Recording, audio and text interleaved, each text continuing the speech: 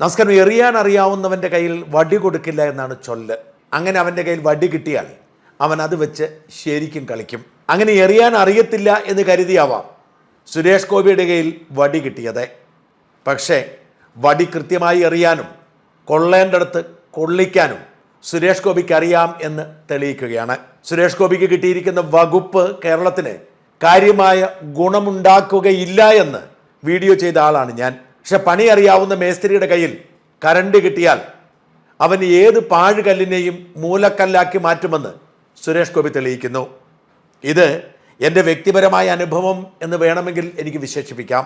കാരണം ലക്ഷ്യത്തിൽ എറിഞ്ഞുകൊള്ളിക്കുന്ന സുരേഷ് ഗോപിയുടെ മിടുക്കിനെക്കുറിച്ച് എന്നോട് സംസാരിച്ചത് എൻ്റെ പ്രിയ സുഹൃത്തും BJP-കാരൻ അല്ലാത്ത പൊതുപ്രവർത്തകനുമായ പാലായിലെ ജെയിംസ് വടക്കനാണ്.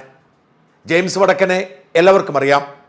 പാലായിലെ സെൻറ്റർ ഫോർ കൺസ്യൂമർ എഡ്യൂക്കേഷൻ എന്ന സ്ഥാപനത്തിൻ്റെ എല്ലാം ജെയിംസ് വടക്കനാണ്. വൈശ്യ ബാങ്കിൻ്റെ കേരള തമിഴ്നാട് റീജിയണൽ തലവനായിരുന്നു.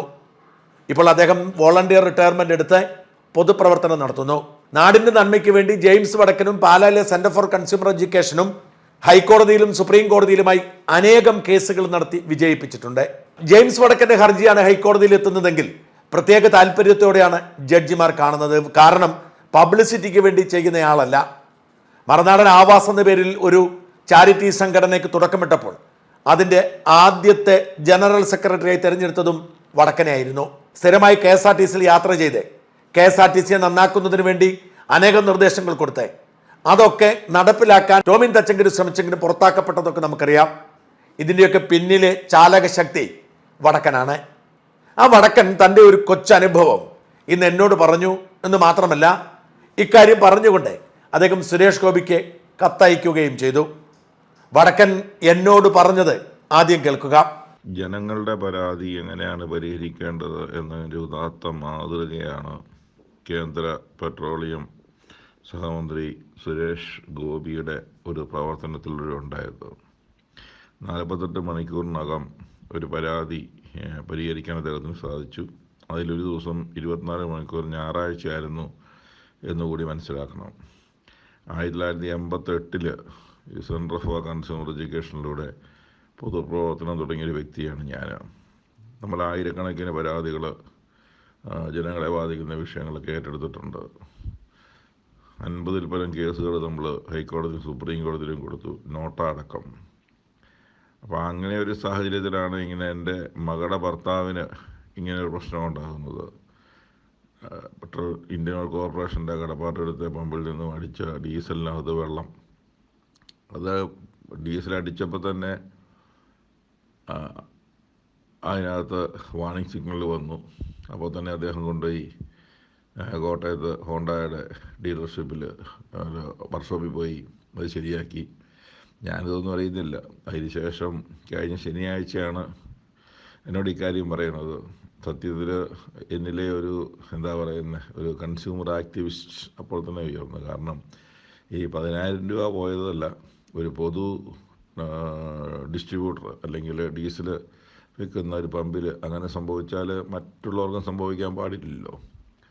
അതുകൊണ്ടാണ് ഞാൻ ടേക്കപ്പ് ചെയ്തത്. കാരണം ഇനി മേലിങ് ഒരു പരിപാടി ആവർത്തിക്കരുത്.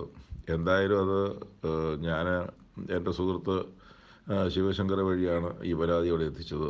എന്തായാലും അപ്പോൾ തന്നെ വന്ന് ഡീസലിൻ്റെ വിൽപ്പന നിർത്തിവെപ്പിച്ചു. ടെസ്റ്റ് ചെയ്ത ശേഷം പിന്നീടാണ് ഇത് അനുവദിച്ചത്. തിങ്കളാഴ്ച തന്നെ വാഹന ഉടമയ്ക്കുണ്ടായിട്ടുള്ള നഷ്ടം അപ്പോൾ തന്നെ അത് വാട്സപ്പിൽ കൂടെ പൈസയും അടച്ചു തീർത്തു. അതൊരു ഞാൻ എൻ്റെ 36 വർഷത്തിലെ ആദ്യം കാണുന്ന ഒരു കംപ്ലയിൻറ്റ് റെസൊല്യൂഷനാണ്. അത് നമ്മൾ അദ്ദേഹത്തോടെങ്കിലും നന്ദി പറയണ്ടേ. അത് മാത്രമല്ല, അദ്ദേഹത്തിൻ്റെ ആഫീസിൽ ഞായറാഴ്ച ഇത് ഡീൽ ചെയ്ത ആ വ്യക്തിയും അദ്ദേഹം അഭിനന്ദനം അർഹിക്കുന്നുണ്ട്. കാരണം നമ്മളൊക്കെ സാധാരണ എക്സ്ക്യൂസ് മാനേജ്മെൻറ്റുകാരാണല്ലോ. അപ്പം അസാധാരണമായ രീതിയിൽ ഞായറാഴ്ചയും കൂടി ഇരുന്ന് ആ പ്രശ്നം പരിഹരിച്ച് തിങ്കളാഴ്ച ഉച്ചയോടുകൂടി ആ പ്രശ്നത്തിനൊരു പരിഹാരം ഉണ്ടായി. നഷ്ടപ്പെട്ട പണമല്ല, നമുക്ക് നഷ്ടമുണ്ടായ പണം തിരികെ ലഭിച്ചു എന്നുള്ള അഭിനന്ദനർഹമാണ്. ഞാൻ പറയുന്നത് ഇതൊക്കെ മറ്റ് മന്ത്രിമാർക്കും പൊതുപ്രവർത്തകരും മാതൃകയാകണം. ഇപ്പം നമ്മൾ സുരേഷ് ഗോപി കാര്യം ചെയ്യുമ്പം അത് സിനിമാ ശൈലിയാണ്, ഒരു സിനിമാ ശൈലിയല്ല. സിനിമാ ശൈലിയിൽ ജനങ്ങളുടെ പ്രശ്നങ്ങൾ പരിഹരിച്ച ഒരു ഉദാത്തമായ ഉദാഹരണമാണിത്. എനിക്കത് ഇപ്പോൾ ജനത്തെ വിളിച്ച് പറഞ്ഞ ഒരു വിഷമവുമില്ല. എല്ലാവരും അറിയണമെന്നാണ് ഞാൻ പറയുന്നത്. അങ്ങനെ അറിയുമ്പോഴല്ലേ ഈ പ്രശ്നങ്ങൾ പരിഹരിക്കാതെ ജനങ്ങളുടെ പ്രശ്നങ്ങൾ, ലക്ഷക്കണക്കിന് പ്രശ്നങ്ങൾ മടക്കി കെട്ടി വെക്കുന്ന ജനപ്രതിനിധികൾക്കും മന്ത്രിമാർക്കും നേതാക്കന്മാർക്കും ഉദ്യോഗസ്ഥർക്കും ഒക്കെ ഇതിന് മാതൃകയാണല്ലോ. അതുകൊണ്ട് സുരേഷ് ഗോപി ഇവർക്കൊക്കെ ഒരു മാതൃകയാകട്ടെ എന്നാണ് എൻ്റെ ഒരു പക്ഷം. അതുകൊണ്ടാണ് ഞാൻ അദ്ദേഹത്തിന് നന്ദി സൂചകമായിട്ട് കത്തയച്ചത്. എനിക്കറിയാവുന്ന പല പത്രപ്രവർത്തകരെ ഞാൻ വിളിച്ച് ഈ കാര്യം പറയുകയും ചെയ്തു. Thank you. ജെയിംസ് വടക്കൻ്റെ മരുമകൻ കോട്ടയത്തെ ICICI ബാങ്കിൻ്റെ മാനേജർ.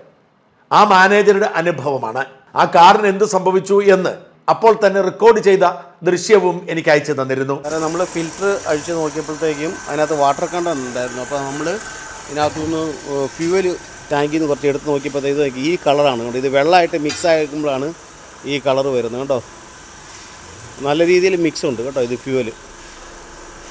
സാറേ ഇതിൻ്റെ ഫ്യൂവൽ പമ്പിന് ലൂബ്രിക്കേഷൻ വരുന്നത് ഈ ഫ്യൂവൽ കൊണ്ടാണ്. അപ്പോൾ ഈ വാട്ടർ മിക്സ് ആയി കഴിഞ്ഞാൽ ആ പമ്പ് ഡാമേജ് ആകും. അത് നല്ല കോസ്റ്റ്ലിയാണ് പമ്പ് കേട്ടോ. അപ്പോൾ ഇപ്പോൾ ചെയ്യാൻ പറ്റുന്നത് ഈ ടാങ്ക് ഇറക്കിയിട്ട് നമ്മളിത് ഫുള്ള് മാറ്റിയിട്ട് വേറെ നല്ല ഫ്യൂവൽ ഒഴിക്കണം.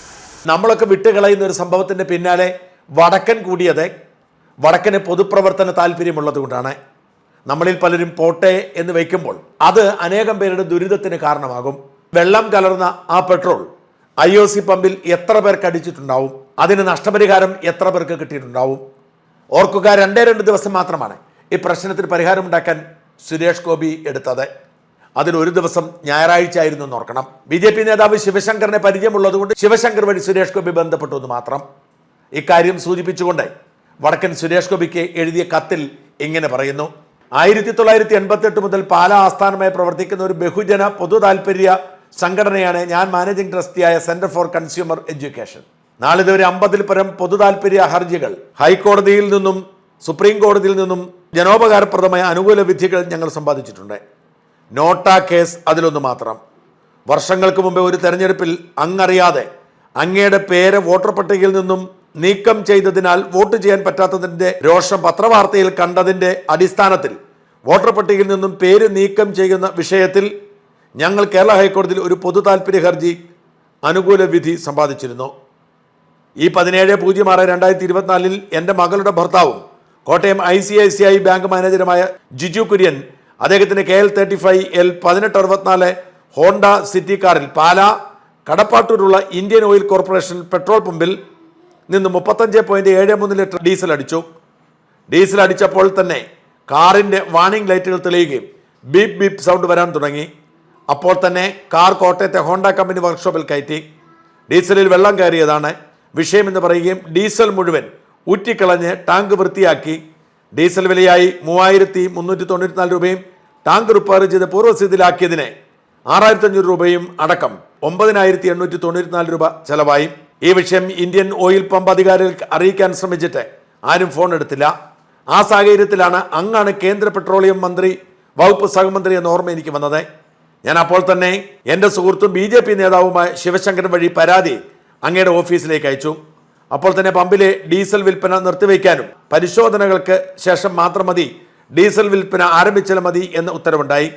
തൊട്ടടുത്ത ദിവസം ഞായറാഴ്ച ആയിരുന്നതിനാൽ വിഷയം ഏറ്റെടുത്തിട്ടുണ്ടെന്നും എത്രയും പെട്ടെന്ന് പ്രശ്നപരിഹാരം ഉണ്ടാകുമെന്നും അങ്ങയുടെ ഓഫീസിൽ നിന്നും മറുപടി ലഭിച്ചു. അതായത് 24 മണിക്കൂറിനകം മാന്യമായൊരു മറുപടി. ഇന്നലെ തിങ്കളാഴ്ച ഉച്ചയ്ക്ക് മുൻപ് തന്നെ കാർ ഉടമ ജിജു കുര്യൻ്റെ അക്കൗണ്ടിലേക്ക് നഷ്ടത്തുകയായ 9894 രൂപയും OIC ഡീലർ അയച്ചു കൊടുത്തു. ഒരു സാധാരണ പൗരൻ കേന്ദ്ര പെട്രോളിയം സഹമന്ത്രിയായ അങ്ങയുടെ ഓഫീസിലേക്ക് അയച്ച ഒരു വാട്സാപ്പ് പരാതി ഞായറാഴ്ച അടക്കം 48 മണിക്കൂറിനുള്ളിൽ പൂർണ്ണമായും പരിഹരിച്ചത് കേരളത്തിലെ തന്നെ ഏറ്റവും മികച്ച പൊതു താൽപര്യ ഹർജി നൽകിയ സംഘടനയായ centre for consumer education managing trust കൂടിയായ എൻ്റെ കഴിഞ്ഞ 36 വർഷത്തെ പൊതുപ്രവർത്തനത്തിലെ ഏറ്റവും വേഗതയേറിയ പരാതി പരിഹരിക്കലായിരുന്നു. ഞാനൊരു സിനിമ കാണുന്ന ആളില്ലെങ്കിലും വീട്ടിൽ പലപ്പോഴും TV-യിൽ അങ്ങയുടെ ആക്ഷൻ ചിത്രങ്ങൾ കണ്ടിട്ടുണ്ട്. അതിനെ അതിശയിപ്പിക്കുന്ന തരത്തിൽ ഒരു മന്ത്രി എന്ന നിലയിൽ മുൻകാല പരിചയമൊന്നുമില്ലാത്ത അങ്ങ് 48 മണിക്കൂറിനുള്ളിൽ പരാതി സമ്പൂർണ്ണമായി പരിഹരിച്ചതിൽ എനിക്കുള്ള സന്തോഷം ഇതിലൂടെ ഞാൻ അങ്ങേ അറിയിക്കുന്നു. അതോടൊപ്പം തന്നെ ഞായറാഴ്ചയും പരാതി പരിഹരിക്കാനായി പരിഹാരത്തിനായി ശ്രമിച്ച അങ്ങയുടെ ഓഫീസിലെ അംഗങ്ങളെയും എൻ്റെ നന്ദി അറിയിക്കുന്നു. തിരക്കേറിയ നമ്മുടെ മന്ത്രിമാർക്കും ജനപ്രതിനിധികൾക്കും അങ്ങയുടെ പ്രവർത്തന ശൈലി ഒരു മാതൃകയാകട്ടെ. സുരേഷ് ഗോപിയെ കൊണ്ട് കേരളത്തിന് എന്ത് പ്രയോജനം എന്ന് ചോദിക്കുന്ന സകല മനുഷ്യർക്കും മുമ്പിൽ ഈ അനുഭവം ഞാൻ പങ്കുവയ്ക്കുകയാണ്.